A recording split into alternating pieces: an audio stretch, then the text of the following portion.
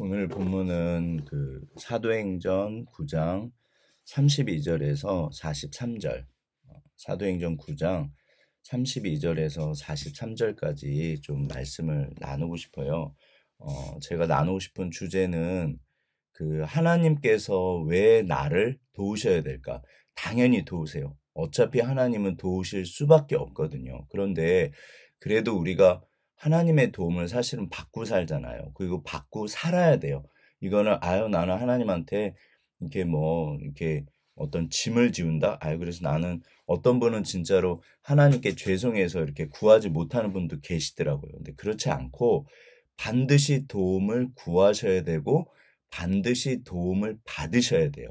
이게 사실 또 개인적인 게 아니거든요. 그런데 그렇지만 우리가 하나님의 도움을 받을 때 도움을 받아야만 하는 하나님께서 도움을 주실 수밖에 없는 이유를 알고 구하면 그러면 진짜 좋잖아요. 그러니까 저는 이제 개인적으로 이거를 하나님의 약점이라고까지 표현을 해요. 하나님께서 약점이 있으세요. 우리가 신앙생활할 때 하나님의 어떠하심을 알고 신앙생활하는 게 진짜 중요하거든요. 그래야지 내가 만든 하나님, 이걸 지가복음이라고 그래요. 자기복음. 그러니까 내 생각으로 만들어낸 하나님을 섬길 때는 이게 문제가 생겨요. 생각보다 사람들이 세상 분들은 당연히 그렇고 자기가 만든 하나님을 섬겨요. 그래서 신앙생활 하시면서 하나님이 뭐 이래저래 뭐 이제 그러는데 그렇지 않고 성경이 말씀하시는 하나님, 그래서 도우실 수밖에 없고 어떤 의미에서는 이게 하나님의 약점이라고까지 우리가 기억을 하셔야 돼요. 그래서 그러니까 하나님께서 반드시 나를 도우실 수밖에 없는 이제 두 가지 이유예요. 이제 크게 보면 제가 오늘 본문을 통해 나누고 싶은 거는 두 가지인데, 그래서 제목을 도움이 내려오는 뭐 두 가지 밧줄, 예, 도움이 내려오는 두 가지 통로. 그래서 그거를 좀 나누고 싶습니다. 일단 본문은 사건이 그 두 분의 병을 고친 이야기예요. 두 분의 병. 그리고 이제 두 도시에 가까운 도시에 있었던 그 이제 치유 사건.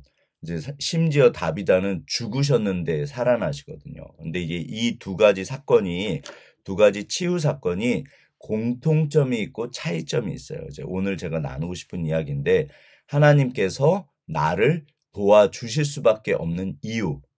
이거 알고 우리가 구하면 좋잖아요. 사실은 이거는 반드시 하셔야 돼요. 하나님께 도움을 반드시 구하셔야 돼요. 이게 이제 하나님의 뜻이거든요. 그러면 좀 잠깐 나누도록 하겠습니다. 일단 그 애니야 사건을 보면 애니야는 중풍병에 걸리셨어요. 8년 동안. 성경 본문으로 들어가 보면 32절, 그때 베드로가 사방으로 두루 다니다가 룻다에라는 성도들에게 내려갔더니, 룻다에 갔더니 애니아라는 성도가 있는 거예요. 근데 이분이 가봤더니 이제 그 중풍으로 이제 8년째 누워 있었거든요. 일어나지 못하고. 그랬더니 베드로가 애니아야, 예수 그리스도께서 너를 낫게 하신다. 일어나서 자리를 정돈해라. 예. 그랬더니 35절, 룻다와 그 주변에 사는 이제 사람들이 이 기적을 보고, 엄청난 기적이잖아요. 그래서 이제 예수님을 믿게 됐다. 그런데 바로 이어지는 사건이 36절에 욥바의 다비다라 하는 여제자가 있는데, 이제 같으면서도 다른 거죠. 두 분 다 하나님이 도우신 거고 역사하신 거잖아요. 진짜 은혜잖아요. 근데 공통점이고 차이점이 뭐냐면, 이 다비다는 여제자가 있는데 일단 그 애니아는 그 어떤 이렇게 무엇을 선행을 하거나 뭐 교회를 섬겼거나 사람들을 섬겼거나 없어요. 그런 게. 그냥 예수님만 믿으신 것 같아요. 예, 어떻게 보면 더군다나 중풍에 걸려서 그냥 누워만 계셨어요. 그런데 여기 다비다라는 분을 보면 당연히 성도이신데 제자인데 선행과 구제가 심히 많으신 거예요. 오늘날에도 교회를 보면 그냥 교회만 다니시는 분 아니면 교회에서 기둥 같은 역할을 하시는 분, 사실 그럴 수밖에 없잖아요. 그런데 하나님이 차별하시냐? 절대 그런 얘기는 아닙니다. 하나님은 차별하지 않으시잖아요. 그러니까 이게 그래서 이제 이런 사건들이 중요해요. 그런데 제자들이 지푸라기라도 잡는 심정으로 베드로를 이제 모셔오려고 두 분을 보내세요. 지체하지 말고 와달라고 간청하니까 간절하게 원한 거예요. 근데 여기 39절 베드로가 일어나 그들과 함께 이제 가서 뭐 거의 한 5시간 10시간 거리잖아요. 그러니까 열심히 이제 가셨겠죠. 근데 가봤더니 이미 돌아가셨어요. 근데 여기서 우리가 질문이 있어요. 성경에는 그냥 죽으셨다 이러고 나오지만 생각해 보시면 그 유대인들의 그 관습이 뭐냐면 돌아가셨을 때 그날 그 장례를 치러요. 유대의 땅은 굉장히 이게 덥고 그러기 때문에 바로 부패가 시작이 돼요. 그러니까 이 당시에는 사람도 돌아가시자마자 그날 장례를 합니다. 이 돌아가시자마자 부패가 진행이 돼요. 우리나라는 3일장이라고 그래서 보통 3일 정도는 모셔놓잖아요. 우리나라랑 이게 달라요. 상황이 전혀 달라요. 그러니까 돌아가시자마자 바로 장례하는 게 맞거든요. 그런데 이상하게도 여기 다락방에 시체를 모신 것도 이상해요. 유대인들은 다락방에 시체를 모시지 않아요. 예. 그러면 생각해 보세요. 돌아가시고 나서 아이고 돌아가셨네. 근데 베드로가 가까운 데 계시네. 그럼 빨리 베드로 모셔와.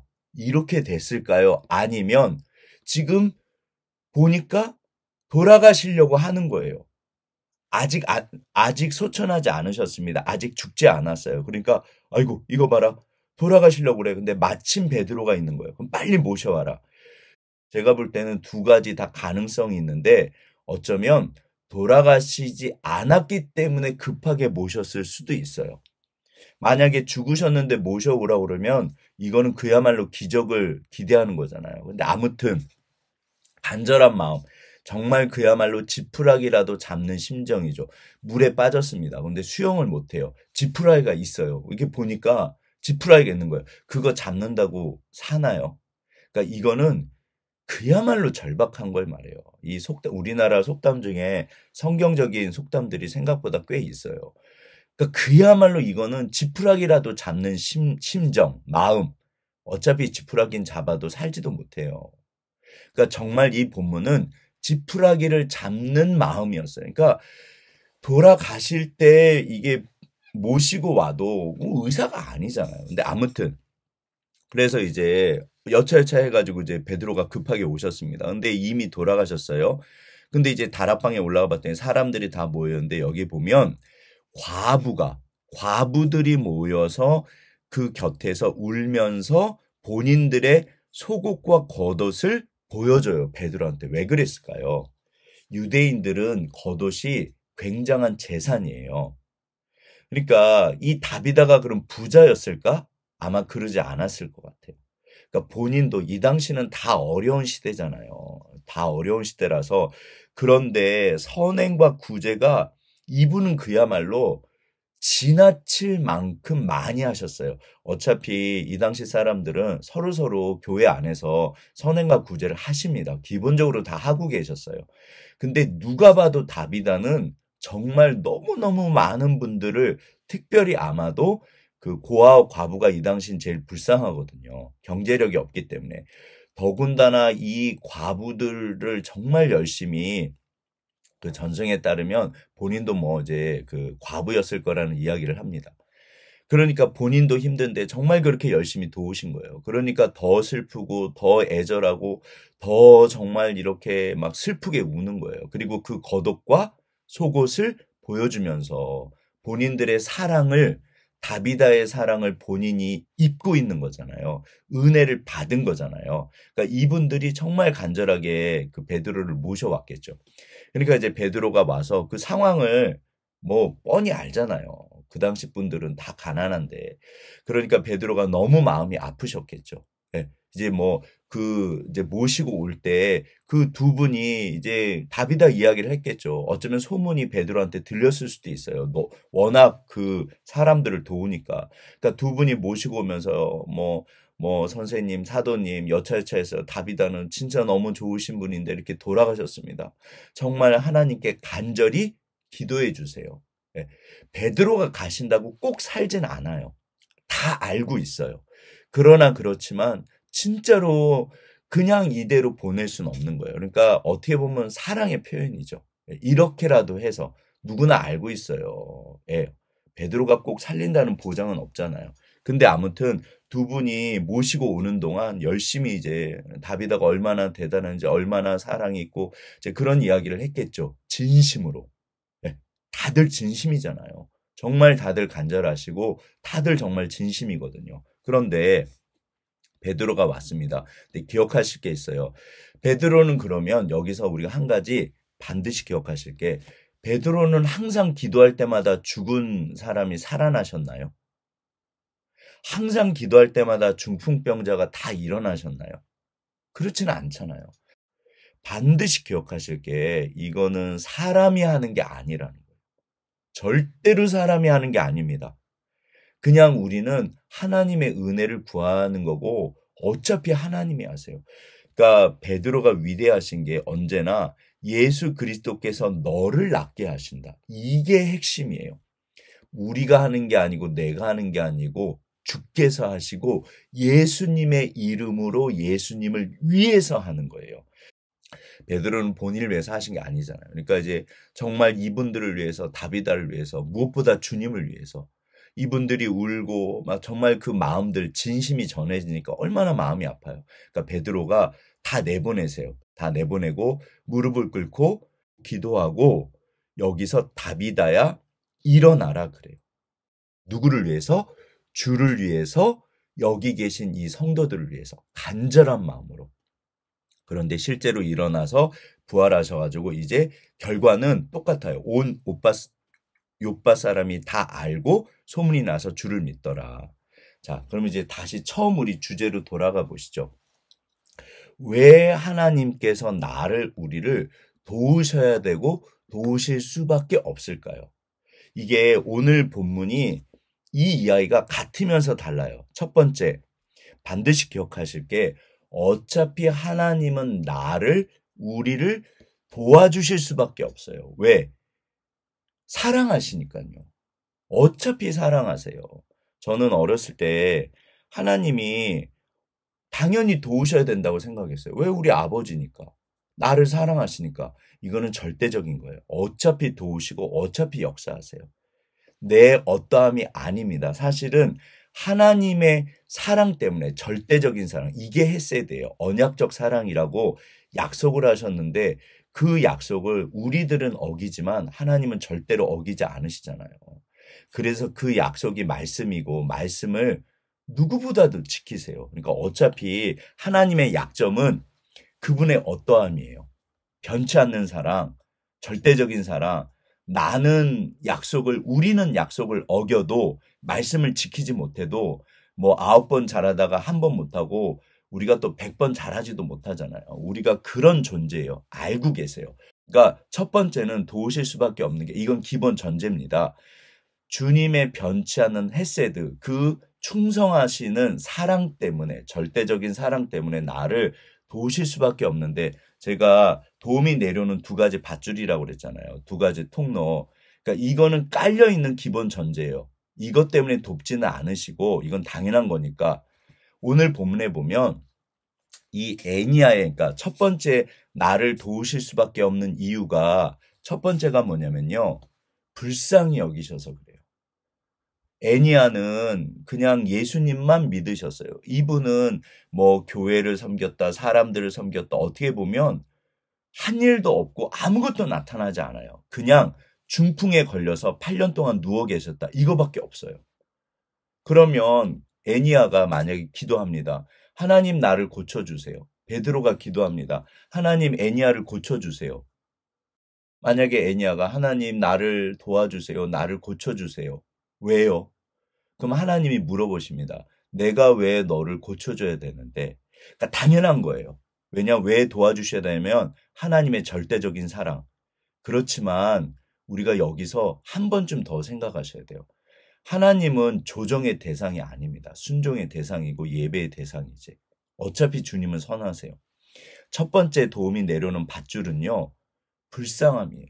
하나님, 나를 불쌍히 여기세요.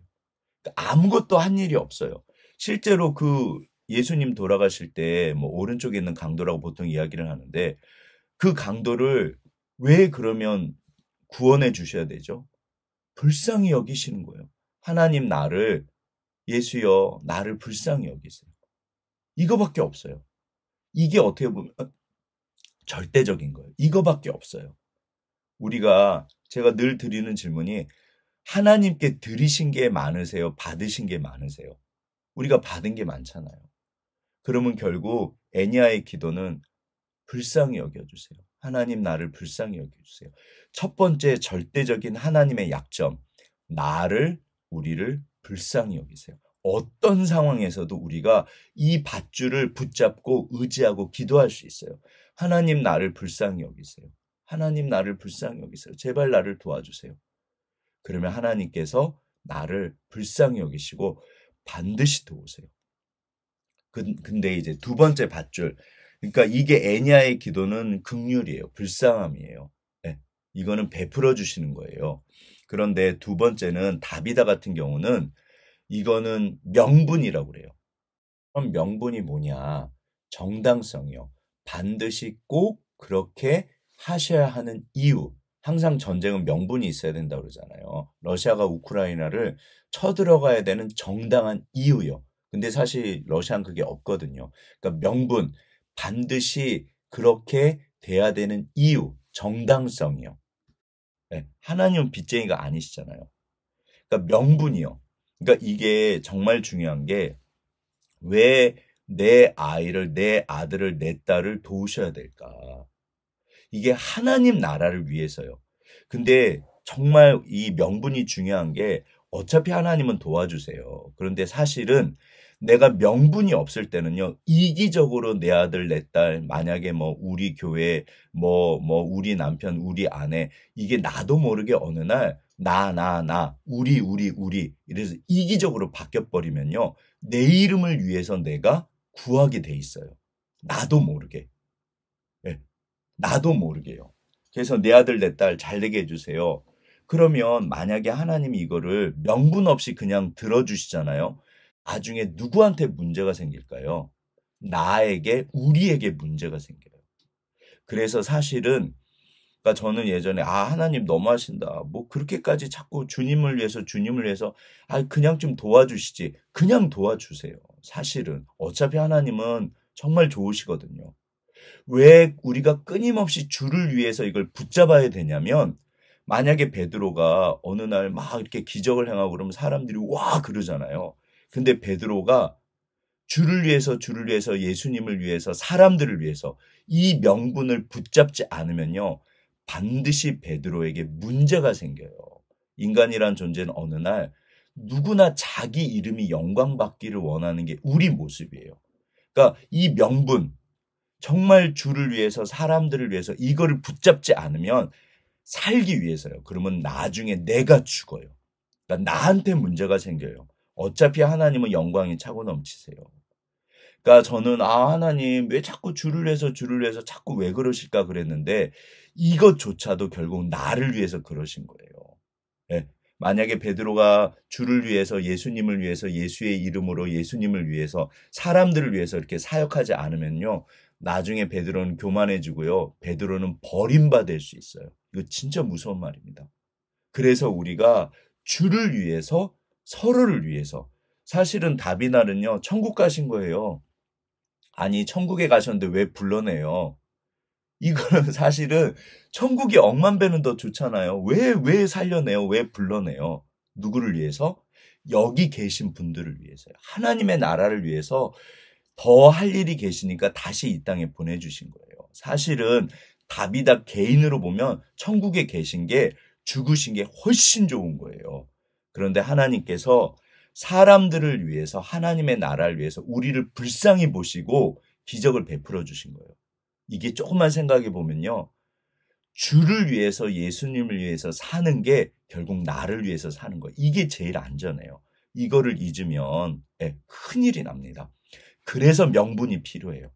그러니까 우리가 기도할 때 하나님, 내 아들, 내 딸, 하나님을 위해서요. 하나님의 나라를 위해서요. 그래야지 이게 안전해요. 그래야지 내 아들이 높임을 받고 내 딸이 높임을 받고 진짜 대통령이 되고 그래도요, 안전해져요. 왜? 정말로 주를 위해서. 그리고 기도하는 나 자신도 이게 떳떳하고요, 내 기도가 진짜 더 선명해져요. 왜? 주를 위해서. 하나님 주를 위해서요. 그럼 만약에 그 기도가 예를 들어서 우리가 볼 때는 안 들어준 거예요. 안 들어주신 거예요. 그래도 상관이 없어져요. 왜? 주를 위해서 기도했으니까.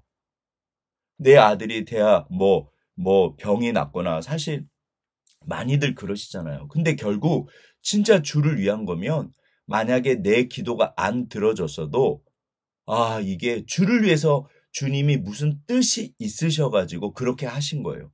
그러면 상관이 없어져요. 그리고 실제로 시간이 지난 다음에 보면 정말 그것이 주를 위해서 하신 거예요. 주님의 나라를 위해서. 그리고 결국 그게 나를 위해서 그렇게 하신 거예요. 그러니까 정말 이게요, 비밀이에요, 비밀. 명분이 있으셔야 돼요. 예, 그런데 나도 모르게 나를 위해서 어떤 이기적인 욕망 때문에 나도 모르게 그렇게 기도를 하면요. 그래서 우리가 하나님 앞에 투덜거리고 제가 그랬어요, 제가. 하나님 이게 잘못하면 큰일 나겠네요. 결국 이기적인 기도를 계속 들어주시면 내가 죽습니다. 그래서 우리가 명분이 필요해요. 정말 주를 위해서. 그래야지 기도할 때도 떳떳해지고요. 진짜 내가 살아나요. 맞아. 이거는 주를 위해서 그렇게 하는. 내가 내 딸을 위해서, 내 아들을 위해서인데 그것조차도 주를 위해서. 주님의 몸된 교회잖아요. 그러게요, 주님. 이건 정말 주님을 위한 건데. 우리가 오늘도 하늘에서 내려오는 도움을 주실 수밖에 없는 두 가지 밧줄. 이거를 어차피 도우세요. 이거는 절대적인 거예요. 그래서 첫 번째 밧줄은 긍휼. 나를 불쌍히 여기세요. 하나님 나를 불쌍히 여기세요. 그렇게 기도하시고 두 번째 밧줄은 주를 위해서. 주님, 주를 위해서요. 주님의 나라를 위해서요. 그리고 사람들을 위해서. 이 두 가지 밧줄을 반드시 기억하시고 우리가 오늘 이렇게 승리하시기를 주의 이름으로 축원합니다.